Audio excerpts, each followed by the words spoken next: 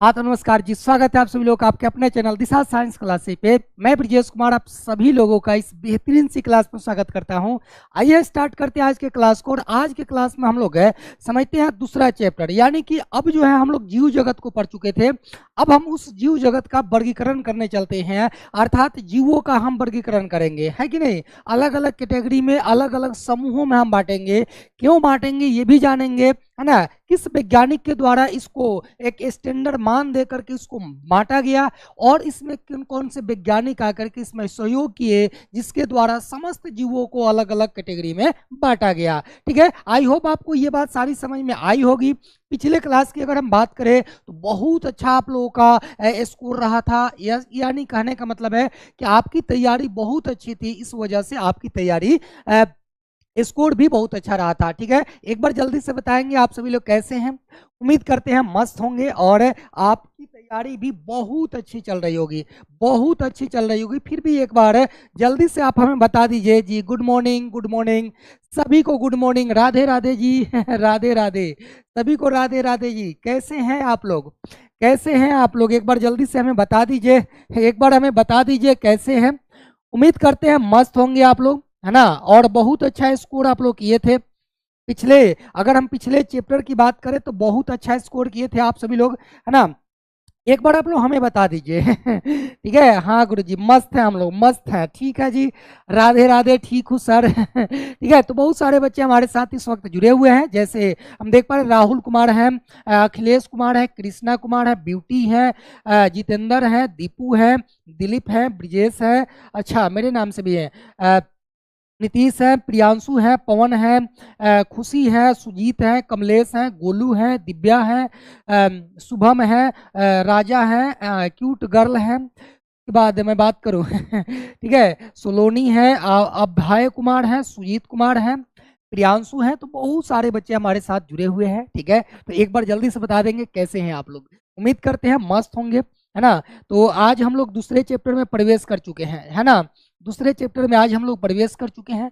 अगर हम बात करें कि ये दूसरा चैप्टर का पहला क्लास होगा जो कि आपके यूट्यूब पर मिलेगा। इसके बाद हम लोग सीधे ऐप पर चले जाएंगे और अपना परिवार, जो अपना परिवार है वह जो है बहुत अच्छे से ऐप पर समझने वाला, क्लास को करने वाला है। ठीक है, तो आप लोग रेडी रहिएगा। आप सभी लोग जो है कल से, यानी कि नेक्स्ट क्लास से आप सभी लोग जो है एप्लीकेशन पे चले जाइएगा और एप्लीकेशन पे हम आपका वेट करेंगे। ठीक है जी, गुड मॉर्निंग सभी को, गुड मॉर्निंग चलिए, एक चैप्टर 1 का पीडीएफ नहीं मिला है सर।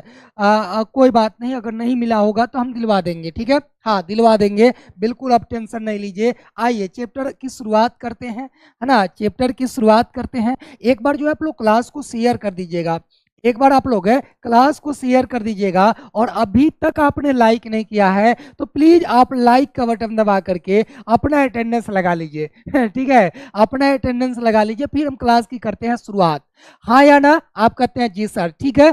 चलिए, गुड मॉर्निंग जी, गुड मॉर्निंग सभी को, गुड मॉर्निंग। मेरा नाम ले लीजिए, नरेंद्र मोदी नाम है जी आपका चलिए ठीक है, नरेंद्र मोदी जी। स्टार्ट करते हैं क्लास को। एक बार आप लोग क्लास को शेयर कर दीजिए। ठीक है, चलिए स्टार्ट करें क्लास को, एक बार बताइए हाँ सर, देखिए सबसे पहले हम देखते हैं कि जो चैप्टर नंबर 2 है, चैप्टर नंबर 2 है जीव जगत का वर्गीकरण। जीव जगत का वर्गीकरण। अगर मैं आपसे सवाल पूछूं कि आप बताइए कि आप इस संसार में कितने सारे जीव देखते हैं कितने सारे जीव जंतु आप देखते हैं, तो आप कहते हैं सर बहुत सारे, बहुत सारे जीव जंतु हैं, है ना। जैसे आप लोग सुने भी होंगे कि 84 जोन, है ना, 84 लाख जीवों का, है ना, समूह होता है। और उसमें एक मनुष्य का भी जीवन है ना, एक उसमें मनुष्य भी है। केमिस्ट्री का कल का पीडीएफ नहीं मिला है, मिल जाएगा जी, मिल जाएगा, टेंशन नहीं लीजिए। ठीक है, मिल जाएगा, थोड़ा सा वेट कर लीजिए। ठीक है, थोड़ा सा वेट कर लीजिए। नरेंद्र मोदी का तो भी क्लास कर रहा है। ठीक है जी, बहुत बहुत धन्यवाद। चलिए, लव यू जी, लव यू। हमारा नाम लोहा सर जी, अच्छा अच्छा लोहा जी। चलिए आइए स्टार्ट करें क्लास को। तो आपसे मैं पूछता हूं कि आप जो है संसार में कितने सारे जीवों को देखते हैं, तो आप कहते हैं बहुत सारे जीव जंतुओं को देखते हैं। तो आज हम लोग उन्हीं सारे जीव जंतुओं का क्या करेंगे, वर्गीकरण करेंगे, क्लासिफिकेशन करेंगे। अब आपके मन में ये सवाल आ रहा होगा कि आखिर वर्गीकरण क्यों करते हैं। तो आप हमें बताइए कि जीव जंतुओं का अलग अलग समूहों में बांटना, वर्गीकरण करना, अलग अलग कैटेगरी में छांटना क्यों आवश्यक है, क्यों आवश्यक है, एक बार बताइए क्यों आवश्यक है। तो आप कहते हैं कि सर जब तक हम जीवों का वर्गीकरण नहीं करते हैं, अलग अलग समूहों में हम नहीं बांटते हैं, तब तक उसका अध्ययन करना इतना आसान नहीं होगा, इतना आसान नहीं होगा। मतलब जब हम उसका अध्ययन करने जाएंगे तो अध्ययन करने में हमें कठिनाइयां होगी, क्योंकि सारा एक ही में है, मतलब खिचड़ी पका हुआ है, सारे जीव जंतुओं का एक ही समूह में रखा गया है। इसलिए उनके गुणों के आधार पर, अर्थात समान और असमान गुणों के आधार पर हम क्या करेंगे, उसको कैटेगरी में बांट देंगे, अलग अलग समूहों में बांट देंगे, अर्थात वर्गीकरण कर देंगे, जिससे अध्ययन करने में क्या हो, आसानी हो, क्या हो, आसानी हो। हाँ या ना। चलिए चैप्टर 1 का नोट्स कब मिलेगा जी, मिल जाएगा, मिल जाएगा, टेंशन नहीं लीजिए। आइए चलते हैं, स्टार्ट करते हैं आज की क्लास को, है ना। सबसे पहले यहाँ से अगर मैं बात पूछूं आपसे, है ना, एक दो बात पूछूं, तो आप कहते हैं सबसे पहला जो है आएगा वर्गीकरण, है ना।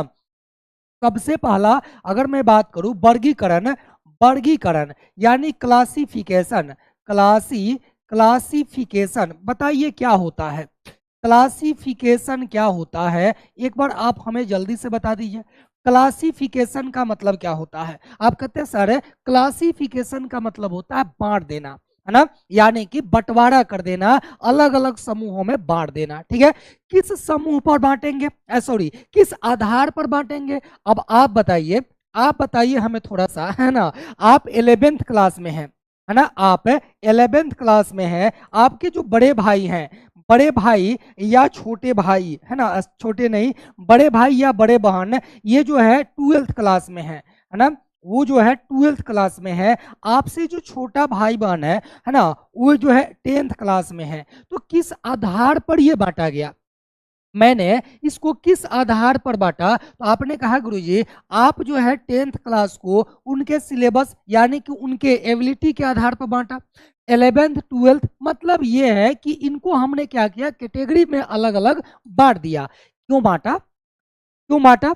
अब देखिए यहाँ पर अगर आप लोगों के साथ अगर 12th क्लास के भी बच्चे होंगे और 11th क्लास के भी बच्चे होंगे तो मजा नहीं आएगा, क्योंकि उनका जो है सिलेबस अलग है, आपका सिलेबस अलग है, 10th वाले का सिलेबस अलग है। अर्थात कहने का मतलब है कि हमको ये समझने में दिक्कत हो जाएगा कि आप 10th वाले स्टूडेंट हैं, 11th वाले स्टूडेंट हैं या 12th वाले स्टूडेंट हैं। वैसे ही अगर जीवों को अलग अलग समूहों में न बांटा जाए तो उनके अध्ययन करने में दिक्कत हो जाएगी, ठीक है, पता ही नहीं चलेगा कि किसमें कौन सा गुण पाया जाता है। ऐसे जो है अगर बांट दिया जाता है तो आसानी से जो है किसी भी गुण को, जो समान गुण होते हैं उस गुण को हम क्या करेंगे, अध्ययन कर लेंगे, और उसी आधार पर हम कहेंगे कि इस समूह के अंतर्गत यही जीव आएंगे, क्योंकि ये सारे गुण जो है मिलते जुलते हैं, है ना, ये सारे गुण जो है क्या होते हैं, मिलते जुलते हैं। हाँ या ना, आप कहते हैं जी सर। तो चले स्टार्ट करें। वर्गीकरण का मतलब क्या होता है, जीवों के समान एवं असमान गुणों के आधार पर, है ना, अलग अलग समूहों में बांटना क्या कहलाता है, वर्गीकरण कहलाता है। ठीक है जी, आया समझ में, आया या नहीं आया, ये थोड़ा सा प्रॉब्लम चल रहा है जी ठीक है, हाँ बिल्कुल, थोड़ा सा दिक्कत हो रहा है, इसको आप लोग भी मैनेज कीजिएगा हम तो जूझ ही रहे हैं इससे ठीक है। चलिए अगर मैं यहाँ से आपसे परिभाषा मांग लूँ, अगर मैं आपसे यहाँ से परिभाषा मांग लूँ तो क्या आप लोग बता सकते हैं, एक बार बताइए कितने ऐसे बच्चे हैं जो क्लासिफिकेशन यानी वर्गीकरण को परिभाषित कर सकते हैं, बताइए एक बार जल्दी से बताएंगे आप कहते हैं कि समस्त जीवों को, है ना, क्या लिखेंगे, समस्त, समस्त अपने भाषा में लिखना है, समस्त जीवों को, समस्त जीवों को क्या करना है, समस्त जीवों को उनके समान, है ना, उनके समस्त जीवों को उनके समान, समान एवं उनके समान एवं एवं असामान्य, है ना, उनके समान एवं असामान्य गुणों के आधार पर, गुणों के आधार पर ठीक है, गुणों के आधार पर, गुणों के आधार पर, आधार पर अलग अलग समूहों में क्या करना है जी, अलग अलग समूहों में, आधार पर अलग अलग अलग समूहों में, अलग अलग समूहों में, समूहों में, है ना, समूहों में क्या करना है, वर्गीकृत करना है, ठीक है, अलग अलग समूहों में बांटना, है ना, अलग अलग समूहों में बांटना बांटना, है ना जी, हाँ, अलग अलग समूहों में बांटना क्या कहलाता है, वर्गीकरण कहलाता है, ठीक है, वर्गीकरण, वर्गीकरण कहलाता है, ठीक है, वर्गीकरण कहलाता है, ठीक है जी आया समझ में कि नहीं आया, आप कहते हैं जी सर आ गया, ठीक है, हाँ ठीक है जी, गुरुजी बायोलॉजी क्लास का बायोलॉजी क्लास का क्या है, प्ले लिस्ट बना दीजिए, ठीक है जी, हम टेक्निकल टीम से बात कर लेंगे और बायोलॉजी क्लास का प्ले लिस्ट बनवा देंगे, ठीक है, चलिए और कुछ है तो बता दीजिएगा ठीक है जी, चलिए ये आपने देखा कि समस्त जीवों को अलग अलग उनके समान एवं असमान गुणों के आधार पर क्या करते हैं, हम अलग अलग समूहों में बांट देते हैं और उसी को हम क्या कहते हैं, वर्गीकरण कहते हैं। अब एक बात बताइए, अब एक बात बताइए कि किसी न किसी वैज्ञानिक के मन में ये ख्याल आया होगा, है ना, जैसे आप कहते हैं कि कभी कभी मेरे दिल में ख्याल आता है ना, बाकी टाइम नहीं आता है, बाकी टाइम आपके दिलों में ख्याल नहीं आता, लेकिन कभी कभी आता है कि थोड़ा चलते हैं और दिशा साइंस क्लासेस पे ब्रजेश सर का बायोलॉजी क्लास देख लेते हैं, तो ये दिल में ख्याल आपके कभी कभी आते हैं, तो वैसे ही कभी ना कभी, है ना, किसी वैज्ञानिक के दिलों में, दिमाग में ये ख्याल आया होगा कि हम जीवों को क्या करते हैं, अलग अलग समूहों में बांट देते हैं, वर्गीकृत कर देते हैं, ठीक है, हाँ, तो वे कौन से वैज्ञानिक थे जिनके दिल में, जिनके जिनके दिमाग में ये बात आया था, सबसे पहले किनके दिमाग में आया था, अच्छा जी सॉरी बच्चों एक बच्चे कह रहे हैं कि सर मार्क्स बता दीजिए, मार्क्स बता दीजिए जो पिछला 1 चैप्टर का क्लास हुआ था, सॉरी बच्चों मैंने आप सभी के मार्क्स जो है इंक्लूड मतलब एकत्रित कर लिए थे कमेंट से, बहुत सारे बच्चे लगभग 100 के करीब जो है बच्चे कमेंट उस वीडियो में किए हैं अपने मार्क्स को लेकर के, तो हमने उसको कलेक्ट कर लिया था, बट थोड़ा सा जल्दी में स्टूडियो में उस डाटा को नहीं लेकर के आ पाए थे उस डाटा को नहीं लाए थे, इस वजह से सॉरी बच्चों, हम जो है ना नेक्स्ट क्लास में आप लोगों को दे देंगे, ठीक है, नेक्स्ट क्लास में आप लोगों को रिजल्ट दे देंगे, ठीक है जी, हाँ चलिए बहुत अच्छा, सारे लोग आंसर दे रहे हैं कि एरिस्टोटल साहब है ना, अरस्तु साहब के दिल में दिमाग में जो है ये बात आया था कि जीवों को हम क्या करते हैं, वर्गीकृत करते हैं, ठीक है, हाँ बिल्कुल, तो सबसे पहले अगर यहाँ से अगर पूछा जाए कि किसके द्वारा है ना, किसने बांटा था, तो आप कहिएगा कि अरस्तु साहब के दिलों और दिमाग में सबसे पहले ये बात है ना आई थी कि हम लोग अगर जीवों को क्या करते हैं, बांट देते हैं तो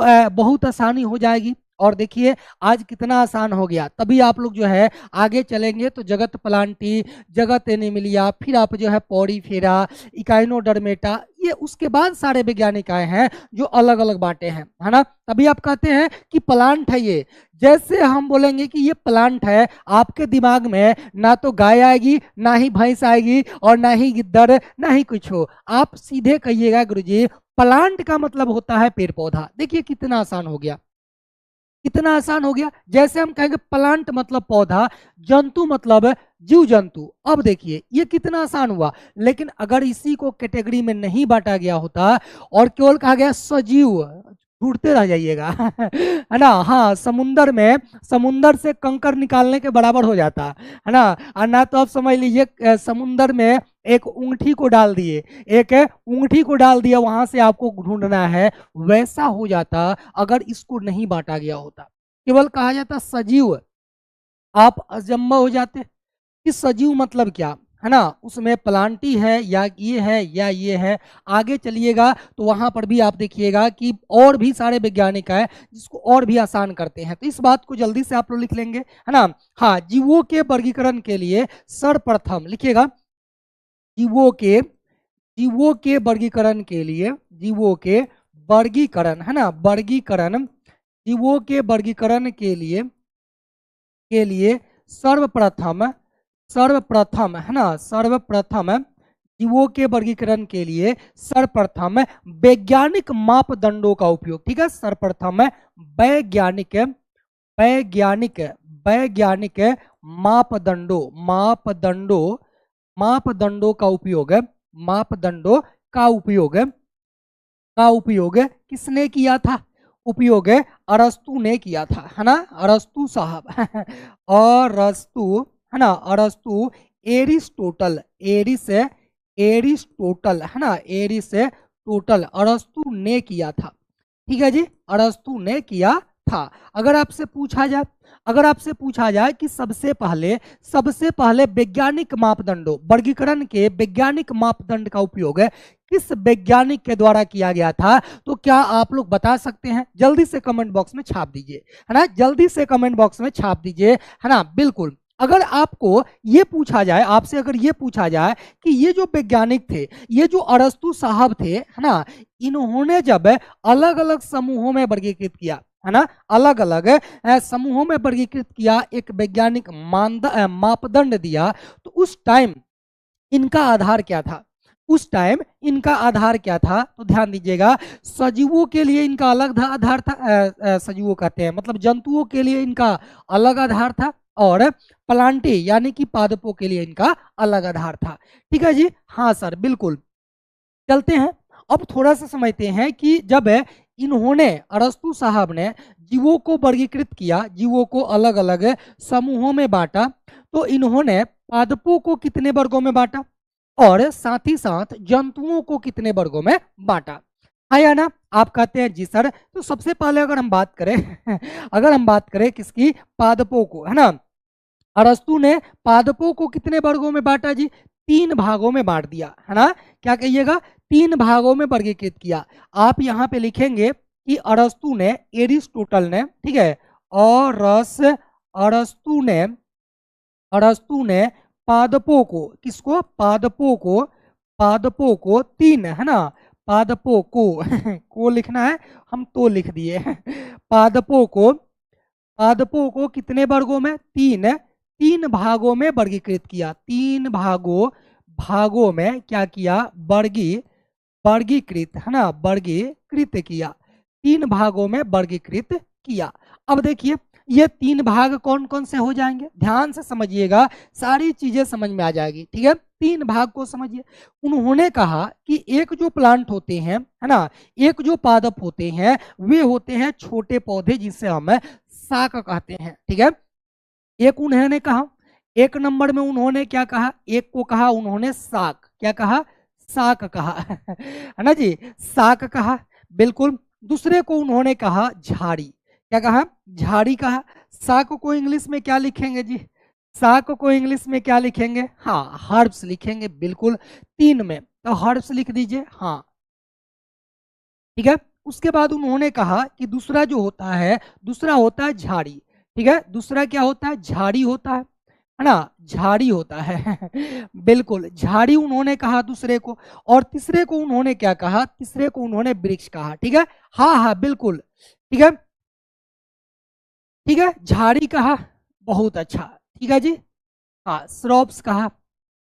और तीसरे को उन्होंने ट्री कहा, यानी वृक्ष कहा। ठीक है जी, तीसरे को उन्होंने कहा वृक्ष, है ना, वृक्ष कहा यानी ट्री।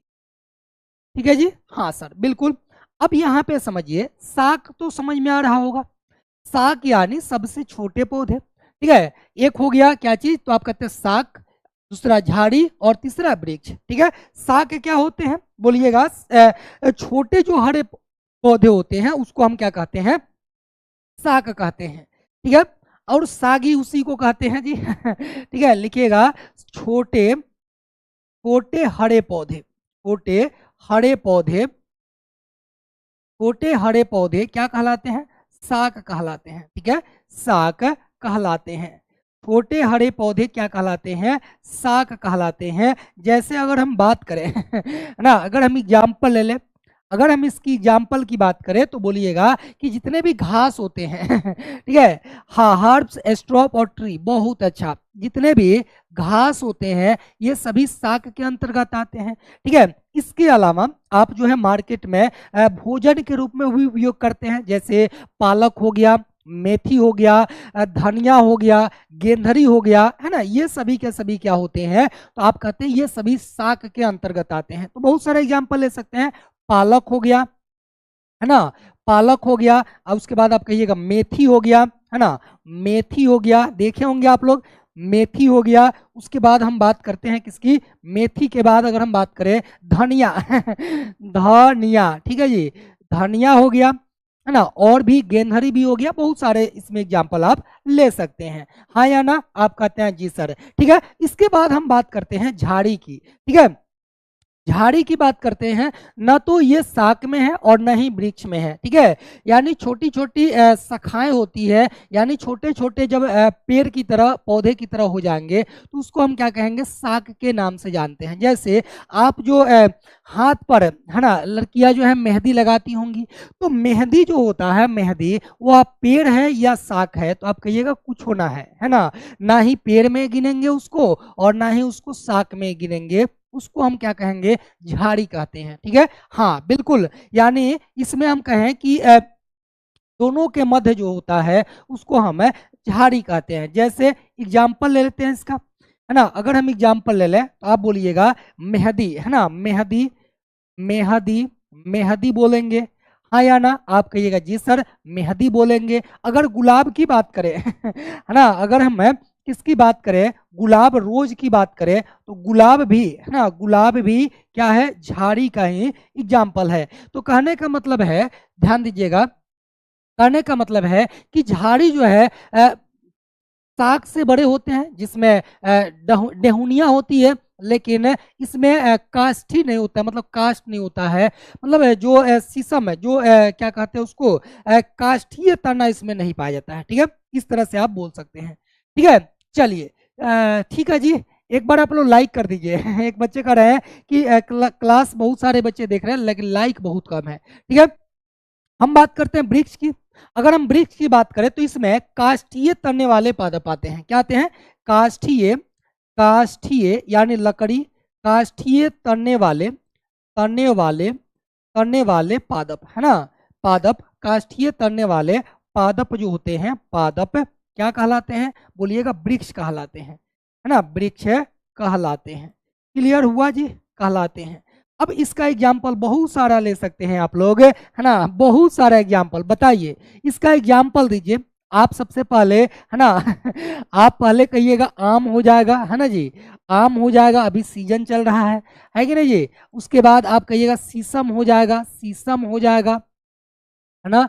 और उसके बाद आप कहिएगा, क्या कहिएगा जल्दी से बताइए, शीशम के अलावा आप कहिएगा नीम हो जाएगा, लीजिए नीम हो जाएगा। और भी बहुत सारे एग्जाम्पल आप ले सकते हैं, इसमें कोई दो राय नहीं है, ठीक है। बहुत सारे एग्जाम्पल आप ले सकते हैं, ठीक है जी। आया समझ में इतना बात, एक बार जल्दी से यस और नो बता दीजिए, है ना, ये बात समझ में आया कि नहीं आया, ठीक है। और एक सवाल यहाँ पे एक सवाल यहाँ पर आप लोगों के लिए, है ना, ध्यान दीजिएगा, एक सवाल, एक सवाल आपसे पूछा जाए कि जीव विज्ञान का, है ना, जीव विज्ञान, जीव विज्ञान का पिता, एक सवाल आप लोगों के लिए, जीव विज्ञान का पिता, जीव विज्ञान का पिता किसे कहा जाता है, पिता कहा जाता है, जल्दी से छाप दीजिए इसका भी आंसर, ठीक है। इसका भी आंसर आप लोग जल्दी से कमेंट बॉक्स में लिख दीजिए, ठीक है।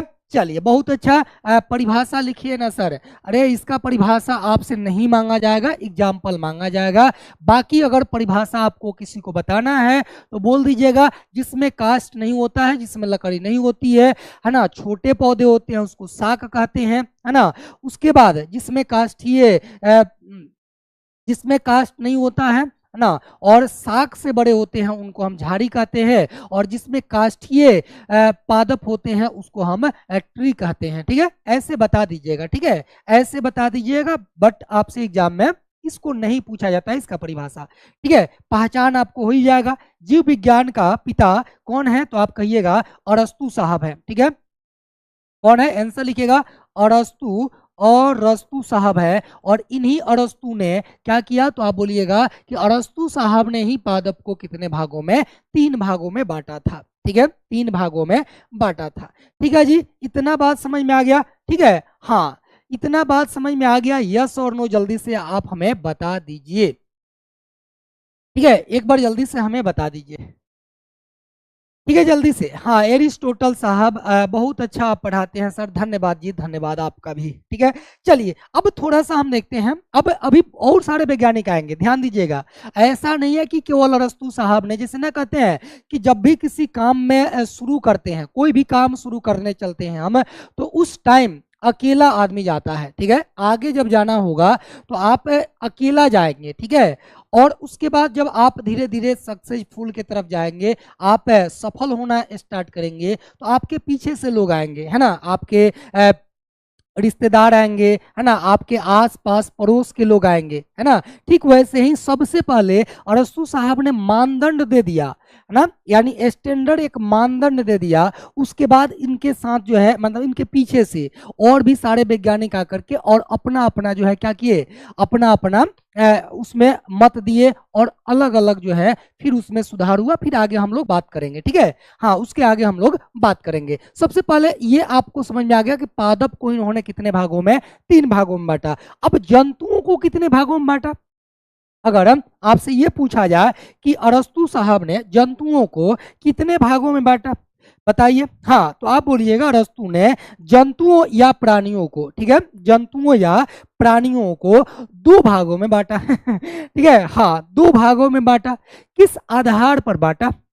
ये बात एक है ना, एक ये बात है, यहाँ पे लिखिएगा, है ना, यहाँ लिखिएगा किस आधार पर? आरबीसी के उपस्थिति और अनुपस्थिति के आधार पर। किस आधार पर? आरबीसी के उपस्थिति और अनुपस्थिति के आधार पर। आरबीसी मतलब रेड ब्लड सेल या रेड ब्लड कार्पल्स, जो भी आपको याद हो। ठीक है, आरबीसी कहां पर होता है? आरबीसी गुरुजी कहां पर होता है? रक्त में आरबीसी होता है, रक्त का ये घटक है। ठीक है, रक्त का ये घटक है, उस पर भी हम लोग थोड़ा सा चर्चा कर लेते हैं, उसके बाद हम यहाँ पर आ जाएंगे। ठीक है, सबसे पहले आप क्वेश्चन लिख लीजिए। ठीक है, अरस्तु ने जंतुओं एवं प्राणियों को, ठीक है, बहुत अच्छा लिखेगा। अरस्तु अरस्तु ने अरस्तु ने अरस्तु ने जंतुओं अरस्तु ने जंतुओं या प्राणियों को, है ना, प्राणियों को, जंतुओं या प्राणियों को, है ना, 2 भागों में। ठीक है, प्राणियों को बोलिएगा, इसमें थोड़ा सा लिखिए लीजिए। हाँ, प्राणियों को आरबीसी आरबीसी एवं आरबीसी की उपस्थिति, आरबीसी की उपस्थिति ध्यान दीजिएगा, आरबीसी की उपस्थिति एवं अनुपस्थिति के आधार पर, एवं अनुपस्थिति आरबीसी की उपस्थिति एवं अनुपस्थिति के आधार पर बेस पर, है ना, आधार पर 2 वर्गों में, है ना, 2 भागों में बांटा। 2 भागों में क्या किया? वर्गीकृत किया। ठीक है, वर्गीकृत किया। ठीक है, आ गया समझ में? आप बताइए। वर्गीकृत किया। उन्होंने कहा कि जिसमें आरबीसी उपस्थित है ना, जिसमें आरबीसी उपस्थित है, उसको उन्होंने कहा ई नईमा। क्या कहा? ई नईमा और ए नईमा। जिसमें आरबीसी उपस्थित है ई नईमा, और जिसमें नहीं उपस्थित है उसको ए नईमा। ठीक है, चलिए आप कहिएगा कैसे कैसे नाम उन्होंने दिया। ठीक है, तो इसको 2 वर्गों में बांट लीजिए, फिर हम आरबीसी की बात कर लेते हैं। ठीक है, एक को उन्होंने कहा, ध्यान दीजिएगा, एक को उन्होंने कहा ई नईमा, है ना, ई नईमा। ठीक है, इंग्लिश में लिख लीजिएगा ई नईमा। ई नईमा, है ना, और दूसरे को उन्होंने क्या कहा? ध्यान दीजिएगा, ई नईमा मतलब यहां पर आरबीसी की उपस्थिति है, यहां पर आरबीसी की उपस्थिति है। लिखिएगा यहां पर आरबीसी की उपस्थिति, है ना, आरबीसी की उपस्थिति। ठीक है जी, आरबीसी की उपस्थिति यहां पर है। लेकिन एक को उन्होंने कहा ए नईमा। क्या कहा उन्होंने? दूसरा नंबर यहां पे लिखिएगा, ए नईमा। नाम देखिए, ए नईमा लिखिएगा, ए नईमा। ठीक है, ए नईमा, यानी कि यहां पर उन्होंने कहा कि ए नईमा में आरबीसी की उपस्थिति यानी सीधे लिख देते हैं आरबीसी की अनुपस्थिति। ठीक है, आरबीसी की अनुपस्थिति। कुछ समझ में आ रहा है? यानी कहने का मतलब है कि अरस्तु साहब ने जंतुओं या प्राणियों को दो वर्गों में बांट दिया। आरबीसी की उपस्थिति एवं आरबीसी की अनुपस्थिति के आधार पर उन्होंने कहा कि जिस जंतु में आरबीसी की उपस्थिति होती है उसको हम ई नईमा कहते हैं। ठीक है, यानी जिसमें आरबीसी पाया जाता है उसको हम ई नईमा कहते हैं, और जिसमें आरबीसी नहीं पाया जाता है उसको हम ए नईमा के नाम से जानते हैं, अर्थात आरबीसी की अनुपस्थिति होती है। ठीक है, क्लियर हुआ? नाम अजीब है सर, बिल्कुल नाम अजीब है, बस ई नईमा और ए नईमा से आपको पहचान जाना है। ई नईमा मतलब आरबीसी है और ए नईमा मतलब आरबीसी नहीं है। अब आप बताइए कि अगर इसके आधार पर अभी तक यहां तक ही वर्गीकरण हुआ है, मान लीजिए आगे बिल्कुल आप जानते हैं, हमको पता है कि आगे भी वर्गीकरण में थोड़ा सा 10th क्लास में आप पढ़े होंगे तो आपको कुछ नॉलेज होगा, लेकिन अगर इतना सा वर्गीकरण हुआ और अब हम पूछते हैं कि मानव किस में आएगा मानव का स्थान बता दीजिए, है ना। सब छोड़िए, पहले अपना स्थान बताइए कि हम लोग किधर जाएंगे। हम लोग ई नईमा है या हम लोग ए नईमा है? एक बार जल्दी से बता दीजिए, एक बार जल्दी से आप हम बता दीजिए कि हम लोग यानी मानव ई नईमा में आता है या मानव ए नईमा में आता है, दोनों में से राइट आंसर क्या होगा? ठीक है, हाँ जल्दी से बता दीजिए। ठीक है जी, क्या बात है, क्या बात है जी। आइए, नाम याद रहेगा? ठीक है सर, हाँ ठीक से, बिल्कुल बिल्कुल याद रहेगा जी, टेंशन काहे लेते हैं, हम इतना बार रिपीट कर देंगे, इतना बार आपको रिवीजन करवा देंगे कि आपके जो है दिमाग पर जो है ये सारी चीजें घूमेगी। ठीक है, आप सुतल रहिएगा तब भी जो है आप बायो का एक भी क्वेश्चन नहीं छोड़िएगा, बस आप मेरे साथ जुड़े रहिए। ठीक है, हाँ बायो यूं ही जो है 1 नंबर में सर, बिल्कुल बिल्कुल। मानव की अगर हम बात कर लेंगे तो मानव जो है इसी के अंतर्गत आता है, अर्थात ई नईमा के अंतर्गत कौन आएगा? ई नईमा में मानव आएगा, इसकी चर्चा हम बाद में करेंगे। ठीक है, हाँ बिल्कुल ठीक है। अब हम थोड़ा सा आरबीसी का पोस्टमार्टम कर देते हैं। ठीक है, आरबीसी का पोस्टमार्टम कर देते हैं। ठीक है जी, आइए थोड़ा सा हम आरबीसी को समझते हैं। आरबीसी को समझने से पहले ध्यान दीजिएगा, अगर हम आरबीसी को समझने जाए इससे पहले हमको रक्त को समझना पड़ेगा, है ना, क्योंकि यहीं से ना आया है जी, यहीं से आया है। अब मैं आपसे रक्त से कुछ सवाल पूछता हूं, ठीक है, कि ये जो रक्त होता है ना, जिसे आप क्या नाम देते हैं? रुधिर कहते हैं, है ना, इसी को आप लहू कहते हैं, इसी को आप ब्लड कहते हैं, हाँ या ना? आप कहते हैं जी सर। ठीक है, तो अब हम इसकी थोड़ा सा बात करें कि रक्त की जो संरचना होती है ना, ये कितने घटक से होती है? आप कहते हैं सर रक्त की जो संरचना होती है 2 घटक से होती है, हाँ या ना? आप कहते हैं जी सर। एक होता है, ध्यान दीजिएगा, एक होता है तरल घटक, है ना, एक होता है तरल घटक होता है, तरल घटक, और दूसरा जो होता है ध्यान दीजिएगा ठोस घटक, है ना, ठोस घटक होता है। इसी दो घटकों से किसका निर्माण होता है? रक्त का निर्माण होता है। यानी अगर हम लिखे कि तरल घटक में क्या आता है तो आप बोलिएगा गुरुजी तरल घटक में प्लाज्मा आता है। ठीक है, इसमें क्या आएगा? प्लाज्मा आता है। ठीक है जी, हाँ इसमें आता है प्लाज्मा। ठीक है जी, अब ध्यान दीजिएगा, और इसमें क्या आता है? आप ठोस घटक की अगर बात कीजिएगा, अगर आप किसकी बात कीजिएगा? ठोस घटक की बात कीजिएगा, तो इसमें आरबीसी, है ना, आरबीसी, डब्ल्यूबीसी और पीटी, है ना, ध्यान दीजिएगा डब्ल्यूबीसी और पीटी यानी प्लेटलेट्स आता है, यानी ये तीनों मिलकर के ठोस घटक होता है, हाँ या ना? जी सर। अब मैं आपसे एक सवाल पूछता हूं, कि आप बताइए इस प्लाज्मा, है ना, इस प्लाज्मा की उपस्थिति रक्त में आयतन के हिसाब से कितना प्रतिशत? ठीक है, अगर आपसे पूछा जाए कि आयतन के हिसाब से पूरे रक्त का प्लाज्मा कई प्रतिशत भाग होता है, ठीक है, कई प्रतिशत भाग होता है, तो आप बोलिएगा कि प्लाज्मा जो है आयतन के हिसाब से अगर हम बात करें तो यह जो है 55% होता है। कितना? सभी लोग बताएंगे आयतन के हिसाब से कितना प्रतिशत?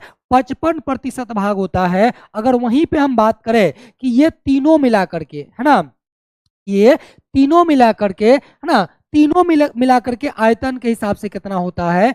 45% भाग होता है। ठीक है, ये दोनों जो है किस आधार पे है? बोलिएगा आयतन के हिसाब से, आयतन वॉल्यूम के हिसाब से, आयतन के हिसाब से ये जो है 55 और ये हो जाएगा 45।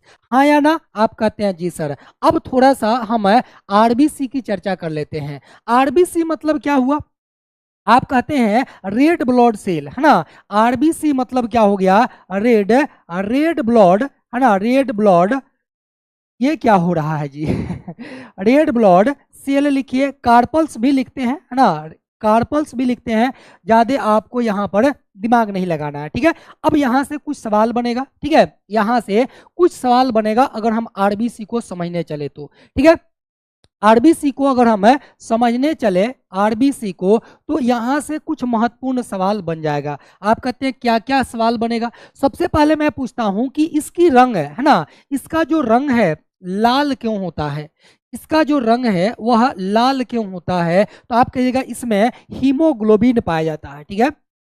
हाँ, इसमें क्या पाया जाता है? तो आप कहते हैं एचबी, हीमोग्लोबिन पाया जाता है, और इसी हीमोग्लोबिन के उपस्थिति के कारण यह क्या होता है? लाल होता है। इसका मतलब यह हुआ कि इस व्हाइट ब्लड सेल में एचबी यानी हीमोग्लोबिन नहीं पाया जाता है। इसको आपको ध्यान रखना है, ठीक है। यानी यहाँ पर नहीं पाया जाता है, यहाँ पर हीमोग्लोबिन पाया जाता है, ठीक है। अब देखिए, अब देखिए यहाँ पर आपसे सवाल पूछा गया कि हीमोग्लोबिन के उपस्थिति के कारण ही यह कैसी होती है? लाल होती है। और ध्यान दीजिएगा, इस हीमोग्लोबिन के एक अणु में ऑक्सीजन के 4 अणुओं को संयोजित करने की क्षमता होती है। इसीलिए लाल रक्त कोशिकाओं को क्या कहते हैं? ऑक्सीजन वाहक के नाम से जानते हैं। अर्थात ये हमारे पूरे शरीर में ऑक्सीजन को क्या करती है? ढोती है, ऑक्सीजन को ले जाती है, ठीक है। इतना बात समझ में आया? हाँ सर, बिल्कुल आ गया। अब यहाँ पे देखिए, अगर आपसे मैं सवाल पूछ लूं कि आप बताइए, है ना, आप बताइए कि इसका निर्माण कहाँ हुआ, है ना। सबसे पहले हम इसके निर्माण की बात करते हैं, तो निर्माण होता है अस्थि मज्जा में। कहाँ? अस्थि मज्जा में इसका निर्माण होता है। हाँ या ना? बोन मैरो में इसका निर्माण होता है, जो है, ठीक है। क्या ही कहें हम, अस्थि मज्जा में इसका क्या होता है? निर्माण होता है। बोन मैरो में इसका निर्माण होता है। यानी आपसे अगर निर्माण पूछ ले तो निर्माण कहाँ हुआ? तो आप बोलिएगा अस्थि मज्जा में, है ना। निर्माण कहाँ हुआ? अस्थि मज्जा में हो गया। अब बात आती है कि ये स्टोर कहाँ होता है ना। अगर आपसे स्टोर पूछा जाए, स्टोर कहाँ होता है, तो बोलिएगा एस्प्लीन यानी प्लीहा, है ना। प्लीहा में, एस्प्लीन में इसका स्टोर होता है। मरता कहाँ है? मरेगा कहाँ, है ना, मरेगा कहाँ? तो बोलिएगा यह जो है इसी एस्प्लीन में मरता है, ठीक है। हाँ, प्लीहा में ही क्या होता है? मर जाता है। इसीलिए इसीलिए ध्यान रखिएगा कि इसको हम प्लीहा को ब्लड बैंक के नाम से भी जानते हैं और आरबीसी का कब्रिस्तान भी कहा जाता है। सवाल बनेगा यहाँ से, है ना, आरबीसी का कब्रिस्तान, ठीक है। आरबीसी का कब्र कब्रिस्तान, है ना, कब्रिस्तान। कब्रिस्तान किसे कहा गया? तो आप बोलिएगा प्लीहा को। किसको? प्लीहा को। ब्लड बैंक किसे कहा गया? बोलिएगा प्लीहा को, ठीक है। हाँ, ब्लड ब्लड बैंक किसे कहा गया? ब्लड बैंक बोलिएगा प्लीहा को, है ना जी। तो ये आपको ध्यान में रखना है। हाँ या ना? यस सर, बिल्कुल। इतना बात समझ में आया? हाँ सर, बिल्कुल समझ में आया। अब ध्यान दीजिएगा, अब अगर आपसे पूछा जाए, है ना, कि इसकी अगर ये ठोस घटक है तो इसको काउंट भी किया जा सकता है ना, इसको काउंट भी किया जा सकता है, बिल्कुल।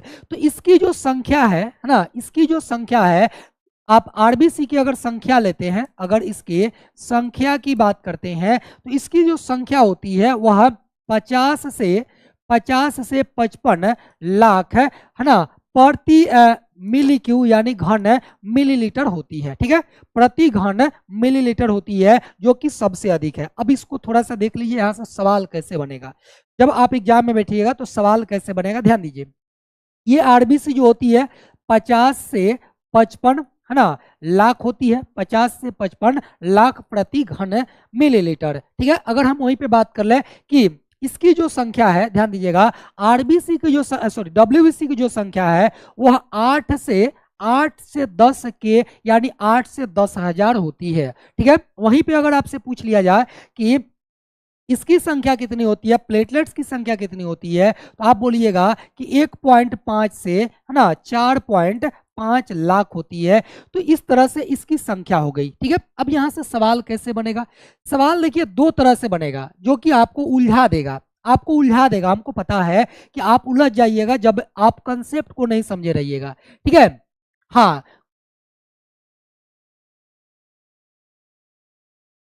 ठीक है, ये चीज आपको ध्यान में रखना है। अब यहाँ पे ध्यान दीजिएगा, आपसे सवाल पूछा जाएगा, अगर ध्यान दीजिए दो सवाल यहाँ से पूछते हैं। ठीक है, रक्त का, ध्यान दीजिए रक्त का सबसे, है ना, सबसे रक्त का सबसे रक्त का सबसे अधिक घटक कौन सा है, रक्त का सबसे सबसे अधिक है ना, अधिक अधिक घटक घटक है। देखिए एक सवाल ये बना, रक्त का सबसे अधिक घटक है, और एक सवाल यहां बनेगा। ठीक है, एक सवाल यहां बनेगा, ध्यान दीजिएगा, इसका आंसर आप लोग दीजिए, पहले इसका आप आंसर दीजिए। ठीक है, दूसरा सवाल हम बना देते हैं यहाँ पे। दूसरा सवाल ध्यान दीजिए कैसे बनेगा, दूसरा सवाल बनेगा कि रक्त का, है ना, रक्त का सबसे अधिक है, सबसे सबसे अधिक अधिक ठोस घटक है, ठोस घटक घटक है। देखिए ये सवाल दो तरह का बना, है ना, हाँ दो तरह का ये बना। अब यहाँ पे आप लोगों से पूछा कि रक्त का सबसे अधिक घटक कौन है, तो यहाँ देखिए रक्त का सबसे अधिक घटक कौन सा है, तो आप बोलिएगा 55% कौन है, तरल घटक बोलिए या आप प्लाज्मा बोलिए, यानी कि आप यहाँ पे आंसर दीजिएगा तरल, तरल घटक। ठीक है, तरल घटक, और इसी में आता है प्लाज्मा। अगर ऑप्शन में रहेगा तो आप जो है तरल घटक के साथ जाएंगे, अगर नहीं रहेगा तो प्लाज्मा के साथ जाएंगे। लेकिन यहां पर देखिए, यहां पर आपसे क्या पूछा गया कि रक्त का सबसे अधिक, ये वाला जो आ गया है ना ठोस, ये जो है आपको अब इधर जाने की ही जरूरत नहीं है, आपको इधर आके चुनना है। तो आरबीसी 50 लाख है, 50 से 55 लाख, डब्ल्यूबीसी 8 से 10,000 है, और पीटी 1.5 लाख से 4.5 लाख है। तो आपको इसमें चुनना है, इधर जाने की ही जरूरत नहीं है। तो आप बोलिएगा आरबीसी की जो संख्या है अधिक होती है। आई होप आपको ये बात समझ में आया होगा। इस तरह से आपसे पूछा जाएगा आरबीसी। ठीक है, आरबीसी, ठीक है जी, हाँ समझ में आ गया। ठीक है, तो ये हो गया आरबीसी का पोस्टमार्टम, समझ में आ गया होगा, आरबीसी डब्ल्यूबीसी। अब यहां पर थोड़ा सा अगर डब्ल्यूबीसी को ले ले, ठीक है, डब्ल्यूबीसी को ले ले, तो आपको किसी प्रकार का कोई दिक्कत तो नहीं है, किसी प्रकार का कोई दिक्कत तो नहीं है, एक बार जल्दी से बता दीजिए। अगर डब्ल्यूबीसी को ही इसी में समझ ले तो किसी प्रकार का कोई दिक्कत तो नहीं है, एक बार जल्दी से थम्स अप कीजिए। अगर किसी प्रकार का कोई दिक्कत नहीं है तो एक बार थम्स अप कीजिए, फिर हम डब्ल्यूबीसी का भी पोस्टमार्टम कर ही देते हैं। ठीक है, ध्यान दीजिएगा, अगर हम डब्ल्यूबीसी की बात करते हैं तो यहां पर है, ध्यान दीजिए, यहां पर हीमोग्लोबिन, एचबी हीमोग्लोबिन नहीं होगा। ठीक है, यानी कि यहां पर हीमोग्लोबिन नहीं होती है, ये बात आपको ध्यान रखना है। ठीक है जी, हाँ हीमोग्लोबिन यहां पर नहीं पाई जाती है, इसकी अनुपस्थिति होती है। इसी कारण से यह कैसा होता है, रंगहीन होता है, किसी प्रकार का कोई कलर नहीं होता है। ठीक है, अब देखिए इसको भी बांटा गया है, इसको भी बांटा गया है किस आधार पर, तो बोलिएगा सूक्ष्म कणों के उपस्थिति एवं अनुपस्थिति के आधार पर इसको कितने वर्गों में बांटा गया है, 2 वर्गों में। ठीक है, 2 वर्गों में बांटा गया है। डब्ल्यूबीसी का ही थोड़ा सा देख लेते हैं। अगर आपसे पूछा जाए कि इसको कितने वर्गों में बांटा गया, 2 वर्गों में बांटा गया। एक को कहते हैं ग्रेनुलोसाइट, क्या बोलिएगा, ग्रेनुलोसाइट, और दूसरा जो होता है उसको बोलते हैं ए ग्रेनुलोसाइट, क्या बोलिएगा, दूसरा इधर लिख देते हैं ए ग्रेनुलोसाइट, साइट, है ना जी, हाँ अटवे नहीं किया यहाँ पर, ए ग्रेनुलोसाइट, यहां से लिख दे तिरछा करके, ए ग्रेनुलोसाइट। ठीक है, ए ग्रेनुलोसाइट। ठीक है, कुछ समझ में आ रहा, ग्रेनुलोसाइट और ए ग्रेनुलोसाइट। अब देखिए जिसमें सूक्ष्म कण पाए जाते हैं उसको हम क्या कहते हैं, ग्रेनुलोसाइट, सूक्ष्म कण, है ना, सूक्ष्म कण पाए जाते हैं उसको हम क्या बोलते हैं, ग्रेनुलोसाइट बोलते हैं। यानी सूक्ष्म कण इसमें है, सूक्ष्म कण इसमें है। लेकिन अगर आपसे पूछा जाए, है ना, अगर आपसे पूछा जाए यहां सूक्ष्म कण है, यहाँ पर सूक्ष्म कण है तो आप बोलिएगा नहीं, है ना, यहाँ पर सूक्ष्म कण नहीं पाए जाते हैं। तो जिसमें नहीं पाए जाते हैं उसको बोलते हैं एग्रेनुलोसाइट, और जिसमें पाए जाते हैं उसको बोलते हैं ग्रेनुलोसाइट। ठीक है, अब देखिए, अब यहाँ पे समझते हैं कि कौन कौन सूक्ष्म कण यहाँ पर पाए जाते हैं। ठीक है, थोड़ा सा इसको और छोटा करते हैं, थोड़ा सा और इसको छोटा करते हैं, और इसी में इसका पोस्टमार्टम हम कर देते हैं। ठीक है, चलिए, ठीक है, थोड़ा सा जगह मिल गया। आइए आइए यहाँ पे समझते हैं। अब ध्यान दीजिएगा, अगर यहाँ से सूक्ष्म कण की बात करें तो 3 सूक्ष्म कण आपको महत्वपूर्ण याद रखना है। 3 सूक्ष्म कण आपको महत्वपूर्ण याद रखना है। एक आपको न्यूट्रोफिल, इओसिनोफिल और बेसोफिल, यानी फिल वाला तीनों कण आपको याद रखना है। कहाँ पाए जाते हैं तो आप कहिएगा WBC में पाए जाते हैं। बोलिए, लिख दे, एक बार बोलिए, लिख दे। हाँ सर, लिख दीजिए, बोलिएगा कौन कौन? न्यूट्रोफिल, न्यूट्रोफिल, इओसिनोफिल,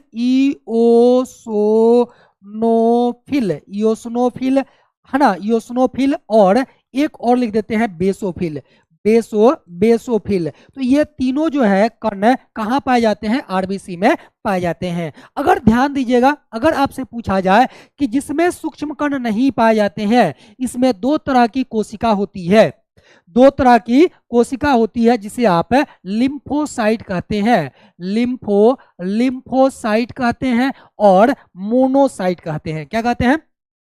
लिम्फोसाइट, और साथ ही साथ आप एक और जो कण है इसमें लिखिएगा आप लोग, मोनोसाइट। क्या लिखेंगे जल्दी से बता दीजिए? मोनोसाइट, मोनोसाइट कहते हैं। अब आइए साइट, अब आइए कुछ समझते हैं, ठीक है सर, साफ लिखिए ना, बिल्कुल। आइए, रिवीजन करा रहे हैं ना आपको, ठीक है, रिवीजन करा रहे हैं। आइए पहले याद कर लीजिए इसको। ठीक है, यहां से सवाल कैसे बनेगा, आपसे पूछा जाएगा कि WBC में हीमोग्लोबिन होता है या नहीं होता है? बोलिएगा नहीं होता है। ठीक है, इसी वजह से इसका कोई कलर नहीं होता है। ठीक है, सूक्ष्म कणों की उपस्थिति एवं अनुपस्थिति के आधार पर 2 वर्गों में बांटा गया, ग्रेनुलोसाइट और ए ग्रेनुलोसाइट। ठीक है, सूक्ष्म कण की अगर बात करें तो बोलिएगा न्यूट्रोफिल, इओसिनोफिल और बेसोफिल। ठीक है, ये 3 कण इसमें होते हैं। ठीक है जी, चलिए, ये बात हो गई। लिम्फोसाइट की अगर हम बात करते हैं तो लिम्फोसाइट को ही क्या कहते हैं? लिम्फोसाइट और मोनोसाइट होता है, जिसको हम कहते हैं फैगोसाइट। ठीक है, इसको हम क्या कहते हैं? फैगोसाइट के नाम से भी जानते हैं। और यही हमारे शरीर में क्या करती है? सूक्ष्म रोगाणुओं को मार करके और रक्त को साफ रखती है। ठीक है, क्लियर हुआ? हाँ, ठीक है जी, इतना बात समझ में आ गया? यस और नो जल्दी से बता दीजिए। ठीक है, हाँ सर, लिखवा दीजिए ना प्लीज। लिखवा देंगे जी, लिखवा देंगे। रक्त वाला चैप्टर आएगा, उसमें इसका पूरा जो है हम लोग एक्सप्लेन करेंगे। फिलहाल जो है थोड़ा सा आया था क्या, आरबीसी, तो इस वजह से हम लोग आरबीसी को समझ लिए थे। ठीक है, हाँ, आगे जब रक्त वाला द्रव यानी शरीर द्रव आएगा तो उसमें हम लोग पढ़ लेंगे। ठीक है, हाँ बिल्कुल अच्छे तरह से लिखवाएंगे। ठीक है, कुमकुम गुप्ता, आगे बढ़े, बोलिए। आगे बढ़े जी, एक बार बोलिए, आगे बढ़े। यहाँ से आप लोगों को कुछ समझ में आया होगा, है ना, कि इस तरह से जो है ना, चीजें आपको दिमाग में रखना पड़ेगा। ठीक है जी, चलिए, yes sir, yes sir, yes sir, ठीक है। चलिए आगे बढ़ते हैं, और हम लोग थोड़ा सा चलते हैं कि और भी कुछ वैज्ञानिक हैं, है ना। अभी आप लोग जो प्रथम चैप्टर में आप लोग देखे थे कि एक जो स्टैंडर्ड मानदंड यानी नाम पद्धति में सबसे पहले, है ना, कुछ वैज्ञानिक आए थे। उसके बाद हक्सले का नाम आया था ना। उसके बाद नाम पद्धति में आप द्विनाम पद्धति की बात किए थे, है ना जी, द्विनाम पद्धति की बात किए थे। अब जो है यहाँ पर कुछ वैज्ञानिक आए हैं, जिसमें से सबसे महत्वपूर्ण जो वैज्ञानिक है, जिनका नाम है कार्लोस लिनियस। क्या नाम है? कार्लोस लिनियस, है ना। सर यूट्यूब पर ही क्लास चलने दीजिए। अरे कैसे बात करते हैं आप। हाँ, आप सभी लोग जो है फीस दिए हैं, फ्री में क्या होगा। है ना, फ्री में आपको सांस नहीं मिलती है, और आप कहते हैं यूट्यूब पर ही क्लास रहने दीजिए। हाँ हाँ, कैसे बच्चे गुस्सा जाएंगे। बाकी जो पेड कोर्स लिए हुए हैं बच्चे, हम पे गुस्सा आ जाएंगे ना जी। हम पे गुस्सा हो जाएंगे, कहेंगे सर आपने फीस लिया तो आपको ऐप पर जाना होगा ना जी, मजबूरन जाना पड़ेगा जी, जाना ही पड़ेगा। ठीक है, हाँ, आप भी जुड़ जाइए ऐप में, है ना, एप्लीकेशन से जुड़ जाइए और ऐप पर चलिए। वहाँ पे अच्छे तरह से पढ़ेंगे हम लोग। ठीक है, हाँ, वहाँ अच्छे तरह से पढ़ेंगे। ठीक है, चलिए, हाँ ठीक है जी, जो भी बच्चे जुड़ चुके हैं, है ना, जुड़ चुके हैं, एप्लीकेशन पे आ जाइएगा, हम लोग वहाँ पे पढ़ेंगे, ठीक है। हाँ, बाकी कभी कभी जो है यूट्यूब पर आते रहेंगे रिवीजन के लिए, कभी कभी आएंगे ठीक है सर, मैंने बैच ले लिया है, चलिए ठीक है जी, जी गुरु जी, जी गुरु जी ठीक है, हाँ ठीक है जी, चलिए अब थोड़ा सा द्विनाम पद्धति की बात कर लेते हैं, है ना। हाँ, द्विजगत पद्धति की बात करते हैं, सॉरी द्विजगत पद्धति यानी टू किंगडम में सिस्टम की बात करते हैं। यहाँ पर आपको ये जो वैज्ञानिक दिखे थे, आपको क्या नाम है उनका, अरस्तु साहब, है ना। अरस्तु साहब ने जब बंटवारा किया, अलग अलग वर्गों में बांटा, तो उन्होंने कहा कि ये पादप है ना, झाड़ी कह दिया, शाक कह दिया, और उसको वृक्ष उन्होंने कह दिया, और जंतुओं को आरबीसी की उपस्थिति और अनुपस्थिति के आधार पर बांट दिया, ई नईमा और ए नईमा के आधार पर। इसके बाद आते हैं एक, है ना, एक वैज्ञानिक जिनका नाम है कैरोलस लिनियस, क्या नाम है, कैरोलस लिनियस आते हैं, जिनका, है ना, जिनका एक बुक आता है ना, यानी कि उन्होंने एक बुक में जिसका नाम है हिस्टेमा, हिस्टेमा नेचुरी, है ना, क्या नाम है, हिस्टेमा नेचुरी, उन्होंने उस पुस्तक में क्या किया, द्विजगत प्रणाली को दिया, है ना, द्विजगत को जगत प्रणाली को दिया।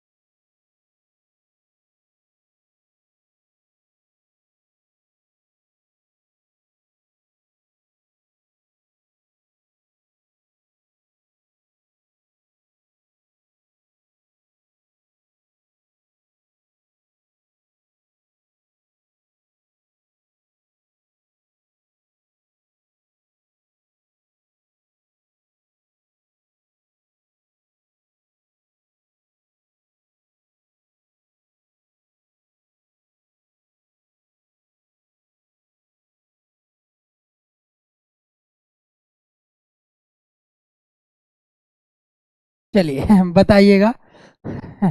आवाज आ रही है अब? No sound, sound problem sir, sound problem. अब देखिए, अब चेक कीजिए, अब चेक कीजिए जी, अब चेक कीजिए, एक बार चेक कर लीजिए। हाँ, अब चेक कीजिए। ठीक है, एक बार बोल दीजिए, यस लिख दीजिएगा अगर ठीक हो गया होगा तो। साउंड अगर सही हो गया तो एक बार यस लिख दीजिए, ठीक है। हाँ। ठीक है, जल्दी से। नो प्रॉब्लम सर, अच्छा नो प्रॉब्लम तो यानी सही हो गया। हाँ ठीक है जी, चलिए आइए।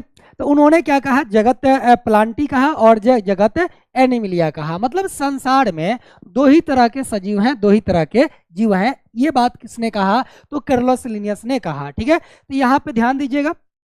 एक बात तो हम लोग यहाँ पे ये समझ गए कि जगत पलांटी है, अर्थात है ना, पादप जगत है ना। इसी को हम क्या कह सकते हैं? आप बोल सकते हैं पादप जगत। ठीक है, पादप है, पादप जगत कहा उन्होंने, पादप जगत यानी पादपों का संसार। और दूसरा उन्होंने कहा जंतु जगत। ठीक है, हाँ, जंतु, जंतु जगत, जंतु जगत यानी जंतुओं का संसार। ठीक है, अगर इसमें अगर हम लिखें तो कोई दिक्कत है? यहाँ पे अगर हम जंतु लिख दें, जंतुओं का संसार, तो कोई दिक्कत है? नहीं होना चाहिए। और यहाँ पे अगर हम पादप लिख लें, पादप, तो कोई दिक्कत है? बिल्कुल नहीं है सर, कोई दिक्कत काहे होगा, है ना। जंतु जगत यानी जंतुओं का संसार, पादप जगत यानी पादपों का संसार। ये बात किसने कहा? तो आप कहिएगा कैरोलस लिनियस ने कहा। किसने कहा जी? तो ये बात जो है ना तो आप कह रहे हैं और ना ही आपके गुरुजी कह रहे हैं। ये बात किनके द्वारा कहा जा रहा है? तो ये बात जो है एक वैज्ञानिक है जिनका नाम है कैरोलस लिनियस। क्या नाम है? कैरोलस लिनियस, उनके द्वारा ये बात कही जा रही है। हाँ या ना? आप कहते हैं जी सर। ये कहाँ चला गया? इधर आओ ना, इधर आओ, कहाँ जा रहा है? चलिए, इसको परेशानी है, कह रहा है कि हम नहीं रहेंगे यहाँ। ऐसा ना हो कि फिर से लिखना ना पड़ जाए।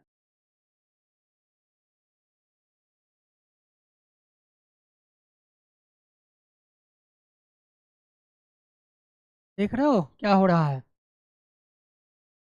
रहने देते हैं इसको इतना ही में। ठीक है, हाँ, इसको इतना ही रहने देते ना, फिर से लिखना पड़ जाएगा। ठीक है, चलिए हो गया। देखिए, यहाँ तक क्लियर हुआ। अब देखिए यहाँ पर, हाँ बिल्कुल, ये लास्ट है, ये लास्ट है। ठीक है, बोलिएगा कि ये बात जो है ना, कैरोलस लिनियस ने अपनी पुस्तक को, है ना, ध्यान दीजिएगा, बोलिएगा कि कैरोलस लिनियस ने एक अपनी पुस्तक, नोट डाल दीजिएगा, नोट डाल दीजिएगा। और इसमें एक बात लिख लीजिएगा, पुस्तक का नाम पूछा जाता है कि कैरोलस लिनियस ने अपनी पुस्तक सिस्टेमा नेचुरी में अभिलेख किया, है ना, अभिलेख किया। और उसके अनुसार उन्होंने क्या किया? जीवों को, है ना, जीवों को दो भागों में या दो जगतों में बांटा। ठीक है, लिखिएगा कि कैरोलस लिनियस साहब ने, ठीक है, कैरोलस लिख के चलेंगे, कैरोलस, कैरोलस, कैरोलस लिनियस ने, लीनियस, कैरोलस लिनियस ने, लिनियस ने, लिनियस ने, कैरोलस लिनियस ने अपनी पुस्तक, पुस्तक का नाम याद रखना है, अपनी, अपनी पुस्तक, अपनी पुस्तक सिस्टेमा नेचुरी, क्या नाम है?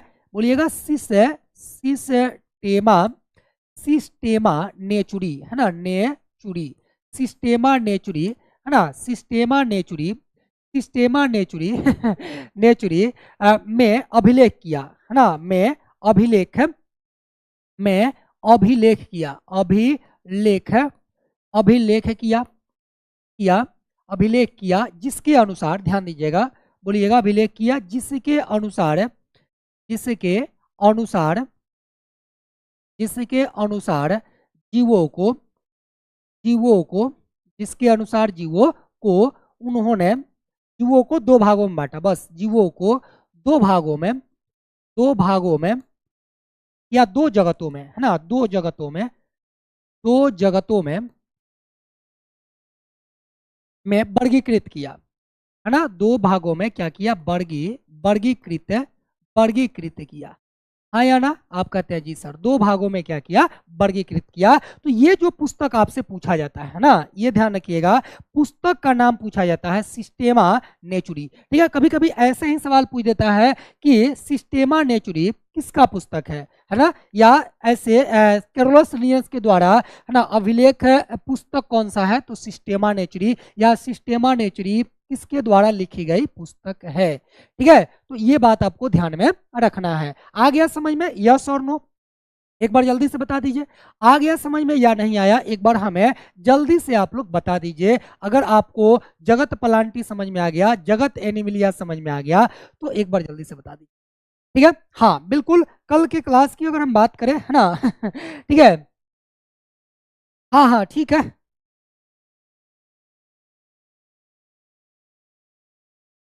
हाँ हाँ ठीक है, शुरू से सर क्या हुआ, शुरू से फिर से बता देते हैं। देखिए, फिर से बता देते हैं, कोई बात नहीं। देखिए, कहते हैं द्विजगत प्रणाली, टू किंगडम सिस्टम, है ना। द्विजगत प्रणाली में कैरोलस लिनियस ने दो जगत बनाया, एक जगत प्लांटी और एक जगत एनिमिलिया। ठीक है, इन्होंने कहा कि जगत प्लांटी में पादप आते हैं और जगत एनिमिलिया में जंतु आते हैं। और इसकी बात, ये जो बात थी, ये उन्होंने कहाँ लिखा, तो इन्होंने सबसे पहले एक कैरोलस लिनियस जो वैज्ञानिक थे, है ना, कैरोलस लिनियस, इन्होंने अपनी एक पुस्तक लिखी सिस्टेमा नेचुरी, और इसी सिस्टेमा नेचुरी में इसको क्या किया, उन्होंने अभिलेख किया। ठीक है, इन्होंने क्या किया, अभिलेख किया। अब देखिए, क्या इसको पर्याप्त माना जा सकता है? बिल्कुल नहीं माना जा सकता है। आपको भी पता होगा कि अगर पूरे संसार में अगर हम दो ही को बना दें, एक प्लांटी हो गया और एक जंतु हो गया, तो फिर आप बैक्टीरिया और साइनोबैक्टीरिया को कहाँ ले जाइएगा जब आप पढ़ने जाइएगा, कहिएगा कि ये पादप है और ये जंतु है, दो ही कैटेगरी में बांट करके आप चलिएगा, तो पॉसिबल नहीं है। अर्थात इनको जो है पर्याप्त नहीं माना गया। अर्थात कहने का मतलब है कि कैरोलस लिनियस के द्वारा जो द्विजगत प्रणाली दी गई थी, इसको वर्गीकरण का पर्याप्त आधार नहीं माना गया, क्योंकि यहाँ से प्रोकैरियोटिक और यूकैरियोटिक इन दोनों का, है ना, लक्षण जो है मैच नहीं किया, और इसी वजह से और भी वैज्ञानिक यहाँ पे आए और फिर जो है त्रिजगत प्रणाली दिए। ठीक है, त्रिजगत प्रणाली दिए, चतुर्थ जगत प्रणाली दिए, पांच किंगडम प्रणाली दिए, छह किंगडम प्रणाली दिए, जिसमें से R.H. विटेकर के द्वारा दिया गया जो पांच किंगडम प्रणाली था, वही जो है सबसे बेहतरीन तरीके से सर्टिफाइड हो पाया। ठीक है, हाँ, यानी कि समस्त जीवों का वर्गीकरण, है ना, उसी पांच किंगडम प्रणाली में हो जाता है, और उस पांच किंगडम प्रणाली को एक आधार माना गया कि इसी आधार पर जो है संसार में पाए जाने वाले जितने भी जीव जंतु हैं, उन सारे जीव जंतुओं का बंटवारा किया जाए, और R.H. विटेकर के द्वारा दिया गया जो किंगडम प्रणाली था, वही सक्सेसफुल हो। ठीक है, हाँ, जिसकी बात हम लोग नेक्स्ट क्लास में करेंगे, है ना, जिसकी बात हम लोग नेक्स्ट क्लास में करेंगे। तो आज के क्लास को हम यहीं पे करते हैं समाप्त। कल के क्लास में हम लोग इसके आगे पढ़ने वाले हैं। ठीक है, कोई दिक्कत? हाँ, एक बार बताइएगा आप लोग, क्लास आप लोगों को कैसा लगा? ठीक है, अगर आप सभी लोगों को क्लास अच्छा लगा होगा तो एक बार एक बार जरूर बताइएगा। ठीक है, हाँ, कल जो है हम लोग कल कहाँ मिलने वाले हैं, तो आप कहते हैं कल बच्चों, है ना, कल हम लोग कहाँ मिलने वाले हैं? कल हम लोग मिलने वाले हैं ऐप पर। ठीक है, हाँ, कल की क्लास कहाँ होगी? कल की क्लास जो है, कल की क्लास कहाँ होने वाली है? कहाँ होने वाली है? कल की क्लास कहाँ होगी? एक बार बताइए, कल की क्लास कहाँ होगी बच्चों? तो कल की क्लास जो है एप्लीकेशन पर होगी। ठीक है, हाँ, कल की क्लास जो है एप्लीकेशन पर होने वाली है, तो आप सभी लोग जो है कल की क्लास में एप्लीकेशन पे जुड़ जाइएगा। ठीक है, हाँ, चैप्टर नंबर 2 की शुरुआत हम लोग कर चुके हैं। आप लोग चैप्टर नंबर 2 में प्रवेश कर चुके हैं, और चैप्टर नंबर 2 का ये जो पहला लेक्चर था, है ना, ये लेक्चर नंबर लेक्चर नंबर जो फर्स्ट था वो आपको यूट्यूब पर देखने को मिला, और इसका लेक्चर नंबर 2 हम लोग ऐप पर करेंगे। ठीक है, हाँ बिल्कुल। बाकी आप लोग क्लास कैसा लगा एक बार जरूर बताइएगा। अगर आप सभी को क्लास अच्छा लगा, एक बार आप लोग बता दीजिए। अगर क्लास सभी लोगों को अच्छा लगा तो एक बार जल्दी से आप लोग कमेंट कीजिएगा, है ना, और कमेंट के साथ साथ आप लाइक भी कर दीजिएगा, ठीक है। हाँ बिल्कुल, और दोस्तों के पास क्लास को शेयर कर दीजिएगा। जो भी आपके दोस्त हैं, आपके भाई बहन ना, रिश्तेदार जो भी है, उनके पास क्लास को शेयर कर दीजिएगा। और उनसे भी बोलिएगा कि आप लोग जो है बायोलॉजी ये जो 11th क्लास है इसको रेस्ट ईयर ना बना करके बेस्ट ईयर बनाए, और दिशा फैमिली के साथ आप लोग भी जुड़िए, ठीक है। चलिए मिलते हैं कल के क्लास में। अगर कुछ पूछना है तो आप लोग पूछ लीजिए। सर आज क्लास बहुत अच्छा लगा, बहुत बहुत बहुत धन्यवाद, ठीक है। हमें भी बहुत अच्छा लगता है जब क्लास लेते हैं। कल संडे था, क्लास से किसी वजह से नहीं ले पाए, क्लास लेने का मन था बट नहीं ले पाए आप लोग, ठीक है। हाँ yes sir, yes sir. Sir आप 2 बार क्या हो गया, क्लास कराइए, ऐप पर क्लास कराइए, बिल्कुल कल से क्लास ऐप पर ही होगा, ठीक है। हाँ सर मेरा नाम लीजिए, चलिए संतोष कुमार आपका नाम ले लिए। मस्त लगा सर जी, ठीक है जी, चलिए मिलते हैं कल के क्लास में बाकी भी आप लोगों को कोई शिकायत है ना, तो ये तो अब तो बाकी कुछ नए बच्चे होंगे है ना, उनसे मुलाकात तो फिर ऑब्जेक्टिव में होगी। जब ये दूसरा चैप्टर समाप्त होगा तो ऑब्जेक्टिव का प्रैक्टिस हम लोग यूट्यूब पर करेंगे, ठीक है। हाँ तो ठीक है, मिलेंगे कल। सर मेरा नाम लीजिए, अरे नाम आपका ले लेंगे, ठीक है। हाँ कुछ पूछना है तो पूछ लीजिए।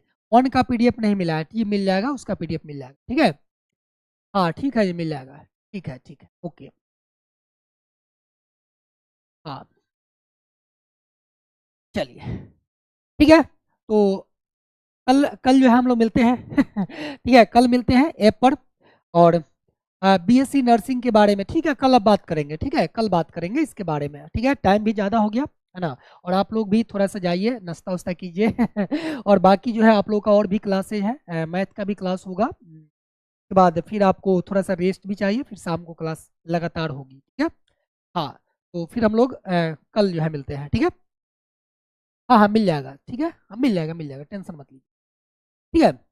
हाँ चलिए धन्यवाद आपका। जो भी बच्चे अभी तक क्लास को परचेज नहीं किए हैं, ठीक है, तो दिशा ऑनलाइन क्लासेज का ऐप है ना, दिशा दिशा ऑनलाइन ऑनलाइन दिशा ऑनलाइन क्लासेज, दिशा ऑनलाइन क्लासेज का जो एप्लीकेशन है, उस एप्लीकेशन को डाउनलोड करके और वहां से आप कोर्स को ले सकते हैं, ठीक है। कोई डाउट है, किसी प्रकार का दिक्कत जब आ रहा है कोर्स लेने में, तो आप यहाँ पे कॉल कर लीजिएगा 770087949453, इस नंबर पे आप कॉल कर लीजिएगा। अगर किसी प्रकार की कोई दिक्कत है कोर्स लेने में, या किसी भी प्रकार का कोई दिक्कत आपको लग रहा है, तो आप यहाँ पर एक बार कॉल कर लीजिएगा, ठीक है। ठीक है जी, यहाँ पर एक बार क्या कीजिएगा, कॉल कर लीजिए, ठीक है। दिख रहा है, हाँ सर दिख रहा है, ठीक है। चलिए बाकी जो है हम लोग मिलेंगे कल के क्लास में, ठीक है। हंसते रहिएगा, मुस्कुराते रहिएगा और इंजॉय कीजिएगा, और खूब पढ़िएगा, खूब पढ़िएगा, पढ़ाई जो है बहुत महत्वपूर्ण है, खूब पढ़िएगा, ठीक है। मिलते हैं कल के क्लास, ठीक है। चलिए धन्यवाद आप सभी लोग का, बहुत अच्छा लगा आप सभी लोग इतने समय तक मेरे साथ जुड़े रहे, है ना। आज लगभग 600 बच्चे मेरे साथ थे ठीक है, बहुत अच्छा लगा, ठीक है। चलिए बाय बाय, टेक केयर, धन्यवाद।